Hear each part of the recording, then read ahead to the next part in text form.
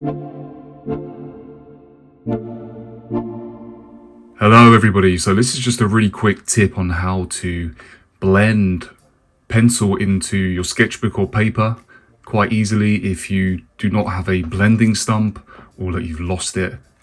All you need is some tissue paper, just standard tissue paper, and you just shape it however you want. You can use a bigger area and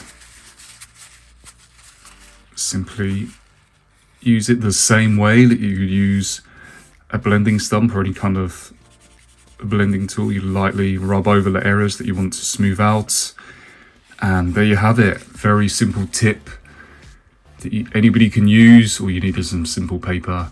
You can also use drafting paper as well to get a really nice effect, but no need. Tissue paper does the job. So hope you enjoy this quick tip. Please do like, share and subscribe to my channel.